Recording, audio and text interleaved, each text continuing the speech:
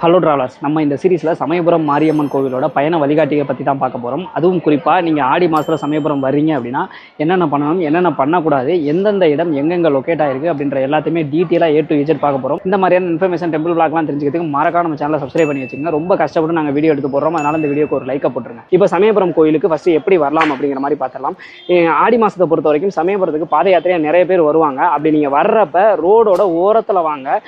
நைட்டில் வந்து முடிஞ்ச வரைக்கும் நடக்கிறத தவிர்த்துருங்க. அப்படி நைட்டு நீங்கள் நடக்கிறீங்க அப்படின்னா ஏதாவது லைட் அந்த மாதிரி வந்து உங்கள் சட்டையில் எரியிற மாதிரி பார்த்துக்கோங்க, இல்லை உங்கள் பேக்கில் வந்து எரியிற மாதிரி பார்த்துக்கோங்க.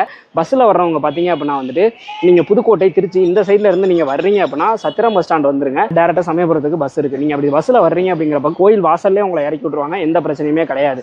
அதே மாதிரி நீங்கள் விழுப்புரம், சென்னை இந்த சைடில் இருந்து நீங்கள் சமயபுரம் வர்றீங்க அப்படின்னா நீங்கள் சமயபுரம் சொன்னீங்கன்னா திருச்சி போகிறதுக்கு முன்னாடியே உங்களை இறக்கி விட்ருவாங்க. அங்கே ஹைவேல இறக்கி விட்ருவாங்க. அங்கேருந்து உங்களுக்கு டவுன் பஸ்ஸு கோயில் வாசல் வரைக்குமே வந்துடும். ஸோ நீங்கள் டவுன் பஸ்லேயே வந்துடலாம். நீங்கள் காரில் வர்றீங்க அப்படின்னா சமயபுரம் கோயிலை சுற்றி 5 கார் பார்க் இருக்குது. பஸ் ஸ்டாண்ட் பக்கத்துலேயே ஒரு கார் பார்க் இருக்குது. நீங்கள் அந்த இடத்துல கார் பார்க் பண்ணீங்க அப்படின்னா ரொம்ப தூரம் நடந்து வர்ற மாதிரி இருக்கும். கோவிலோட பின் கோபுரம் இருக்குது பார்த்தீங்களா, அந்த பின் கோபுரத்துக்கு பக்கத்துலேயே வந்து ஒரு கார் பார்க் இருக்குது. ஸோ நீங்கள் கோயில் உள்ளார வர்ற மாதிரி தான் இருக்கும். கடைவேதிக்குள்ளே வந்து அதுக்கு மேலே கார் போகக்கூடாதுங்கிற மாதிரி ஒரு பேரிகேட் போட்டிருப்பாங்க. அதிலே வந்துட்டு பார்த்தீங்க அப்படின்னா ரைட் சைடு திரும்பினீங்க அப்படின்னா ஒரு கார் பார்க் இருக்குது. நீங்கள் அங்கே பார்க்க பண்ணிக்கிட்டீங்க அப்படின்னா ரொம்ப சேஃபாக இருக்கும். அடுத்ததாக என்ன பண்ணணும் அப்படிங்கிறத அடுத்த வீடியோவில் சொல்கிறேன். மறக்காம நம்ம சேனலை சப்ஸ்கிரைப் பண்ணி வச்சுக்கோங்க.